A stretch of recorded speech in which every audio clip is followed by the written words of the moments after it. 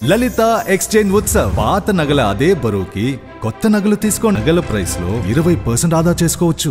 చంద్రబాబు నాయుడు గారిని ఒకవేళ కనపడితే మీకు ఎక్కడైనా సరే బాబు నీ డెఫినేషన్ డెవలప్మెంట్ కి ఏంటి అని అడగండి. సైకిల్ నుంచి మోటార్ సైకిల్ కావాలనుకుంటాం, పూరి గుడిసె నుంచి పెంకుటిల్లు కావాలనుకుంటాం, పెంకుటిల్లు ఉంటే సిమెంట్ స్లాబ్ కావాలనుకుంటాం, అది ఉంటే 2 అంతస్తులు కావాలనుకుంటాం, లేకపోతే 2 జతల బట్టలు ఉంటే 4 జతల బట్టలు కావాలనుకుంటాం, పిల్లలు చదువు లేకపోతే చదువు కావాలనుకుంటాం, అంతా ఉంటే కేసీఆర్ నాన్నగారి లాగా పెద్ద వ్యాపారం కూడా చేయొచ్చు అనుకుంటాం.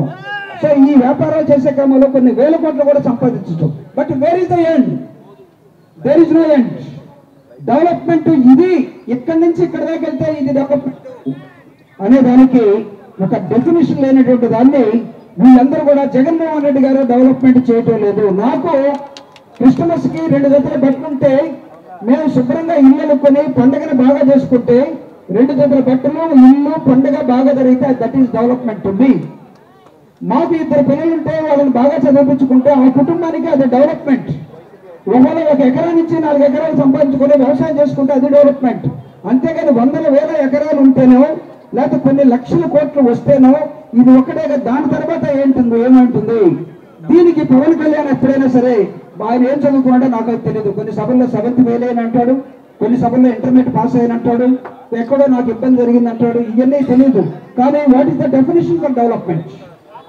కానీ చంద్రబాబు నాయుడు గారు కానీ లేకపోతే మన జనసేన నాయకులు కానీ జగన్మోహన్ రెడ్డి గారిని నిరంతరం ప్రశ్నిస్తున్నటువంటి మనం కూడా అమాయకంగా అవును కదా డెవలప్మెంట్ లేదు కదా అంటే జగన్మోహన్ రెడ్డి గారు పంచినటువంటి 2,48,000 కోట్ల రూపాయలు ఈ రోజు ప్రజా డిస్ట్రిబ్యూషన్ లోకి వచ్చాయి.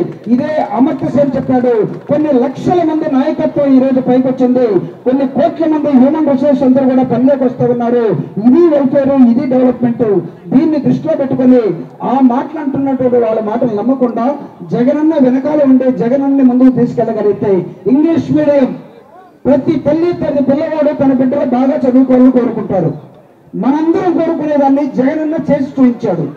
మన బిడ్డలు ఇంగ్లీష్ మీడియంలో చదువుకుంటూ ఉంటే ఉన్నత వర్గాలకు చెందిన చంద్రబాబు నాయుడు గారు కానీ లేదా వెంకయ్య నాయుడు గారు కానీ సుప్రీంకోర్టుకి వెళ్ళి కేసేశారు. అంటే మన పిల్లలు ఇంగ్లీష్ మీడియంలో చదువుకోవడానికి వాళ్ళకి ఏమాత్రం ఇష్టం లేకుండా సంవత్సరాల తరబడి శతాబ్దాల తరబడి వీళ్ళందరూ కూడా కూలి పనులుగా చేయాలి, వీళ్ళందరూ కూడా ఇళ్లలో పాసి పనులు చేయాలి, లేకపోతే మా తల్లిదండ్రులు ఇక్కడ ఉంటే మేము అమెరికాలో ఉంటే మా తల్లిదండ్రులకి ముట్టి చేయడానికో నర్సు పనులు చేయడానికో వాళ్ళు ఉపయోగించుకుంటాం, వాళ్ళు ఇంగ్లీష్ చదవడానికి వీలేదని చెప్పే దుర్మార్గ వ్యవస్థలో ఉన్నటువంటి మనం దాన్ని ముక్కలుగా ఖండించి జగన్మోహన్ రెడ్డి గారు ఈ రాష్ట్రానికి ఇంగ్లీష్ మీడియం ఇచ్చేసి చదువుకుని మీరందరూ కూడా నా బిడ్డల్లాగా అని చెప్తున్నటువంటి ఈ మానవ సంపదను కానీ ఎడ్యుకేషన్ కానీ సరిగా దృష్టిలో పెట్టుకోమని నేను కోరుతా ఉన్నాను. పేదలు మోసపోతారు అనుకుంటారు. పేదలు మోసపోతే కొన్నిసార్లు మాత్రమే, నిరంతరం మోసపోరు.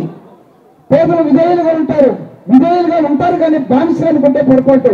చంద్రబాబు నాయుడు ఈ రోజు పేదల్ని చాలా మందిని అట్టడుగు వర్గాన్ని బానిసలుగా చేసుకోవడం కోసం ఒక గోబెల్స్ ప్రచారం చేస్తూ ఉన్నాడు.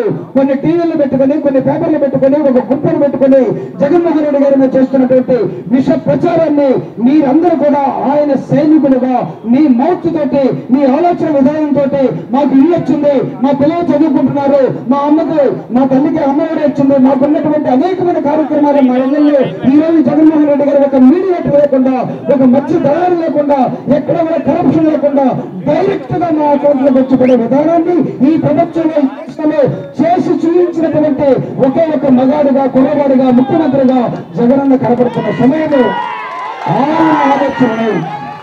ఆయన ఆలోచనలే జగనన్న ఆలోచన విధానం వర్తిల్లాలి. ఎస్సీ ఈ రాష్ట్రంలో ఒక రణనినాదాన్ని తయారు చేసి తిరుగుతూ ఉన్నది. ఇది సచివ గారి ఆలోచన విధానం ప్రకారం ఆయన అనుమతితో తిరుగుతూ ఉన్నాం. జగనన్న ఆలోచన విధానం వర్తిల్లాలి. ఈ దేశంలో 29 ముఖ్యమంత్రులు ఉన్నారు. ఒక ప్రధాని 2-3 సార్లుగా వెళ్తూ ఉన్నాడు. ఏమిటి ఈ ఆలోచన విధానం ఈ దేశం పట్ల? మణిపూర్ తగలబడుతుంటే ఎప్పుడైనా వెళ్ళారా? లేకపోతే ఇంకో ప్రాంతంలో పేదరికం ఉంటే పేదరికాన్ని అడ్రస్ చేయడం కోసం ప్రయత్నం చేశారా? పాత ముఖ్యమంత్రులు కానీ, పాత ప్రధానమంత్రులు కానీ, కొత్త వాళ్ళు కానీ ఒక నూతనంగా పరిపాలన చేస్తున్నటువంటి leaders will do things always different. They don't do different things. Jaganmohan Reddy గారు చాలా డిఫరెంట్ గానే పనిచేస్తూ ఉన్నాడు. ఆర్భాటాలు అవసరం లేదు. చేయాలనుకున్న కొన్ని లక్షల కోట్లైనా వేల కోట్లైనా సరే ఒక సింపుల్ బటన్ తోటి మన ఇళ్ళకి పంపిస్తా ఉన్నాడు.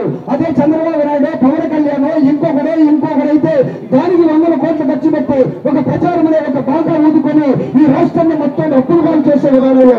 కానీ జగన్మోహన్ రెడ్డి గారు ఆయన వల్ల రాష్ట్ర అప్పుల పాలు అయిందంటే ఆయన వల్ల అప్పుల పాలు కాలేదు. ఈ రాష్ట్రంలో పేదలందరూ కూడా ఎదుగుతూ ఉన్నట్టు తెలియలో పేదరికాన్ని జగన్మోహన్ రెడ్డి గారు తగ్గిస్తున్నటువంటి ఈఎన్ఓ గోల్స్ ప్రకారం ప్రపంచంలో ఏర్పాటు చేసిన పేదరిక నిర్మూలన గోల్స్ ప్రకారం జగన్మోహన్ రెడ్డి గారు ప్రయత్నం చేస్తూ ఉన్నాడు, పరిపాలిస్తూ ఉన్నాడు. ఈ పరిపాలన కొంతమందికి ఆత్మంగా ఉన్న వాళ్ళకి నచ్చకపోవచ్చు. ఈ పరిపాలన నేనెప్పుడు అధికారంలోకి రావాలని చూసే వెంటనకలకి నచ్చకపోవచ్చు. కానీ ఈ రాష్ట్రంలో ఉన్న 5 కోట్ల మందిలో దాదాపు 4 కోట్ల మంది పేదలందరూ కూడా జగన్మోహన్ రెడ్డి గారు సరైనంగా భావించే ఆలోచన విధానంలో